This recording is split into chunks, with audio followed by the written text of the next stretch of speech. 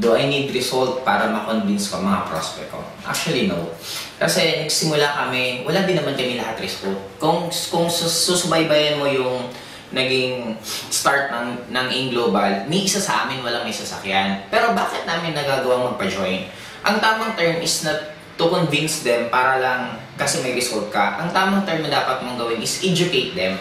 The moment yung prospect mo, na-explain mo sa kanya yung mabuti na ano yung pwedeng magandang maibulit sa kanya ng Global regarding sa kanyang health, regarding sa kanyang finances, pag na-educate mo mismo sa prospect mo, yun mismo mag-join.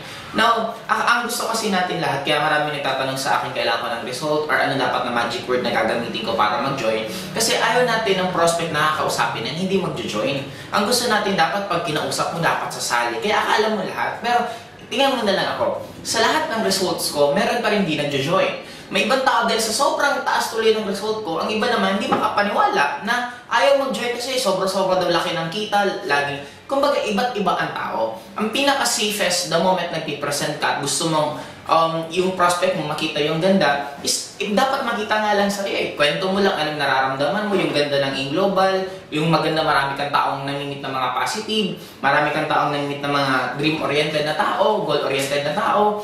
Yung mga tipong yun, pwede mo rin actually ibida sa prospect mo para yung prospect mo mag-join. Na the moment siya mismo makita niya yung beauty, kung anong meron sa Global, automatic sila na mismo ang mag-join. Kaya sa totoo lang, yung result, sumusunod na lang siya dahil sa dami ng kinausap mo. Kaya kumikita ka ng malaki, kaya ka nakakabili ng result. Pero hindi mo kailangan ng result para mag-convince ng tao. Just show them the marketing plan, it's up to them kung magustuhan nila or hindi. Ang tao, iba't ibang gusto. May gusto hamburger, may ibang gusto siopaw, may ibang gusto spaghetti, may iba pansit. Now, nagkataon lang kung ang prospect mo gusto spaghetti, na-present mo ng spaghetti, of course, mag-join niya. Kung nagkataon yung prospect mo, ayaw naman niya ng networking. Kasi ang networking, kailangan dito palalabas ka. Kailangan dito nakakapag-meet ka ng iba't ibang tao. Eh kung what if yung taong hindi mahilig sa ganun, then hindi mo siya dapat pilitin. Kung ayaw niya, hanap ka lang ng ibang prospect.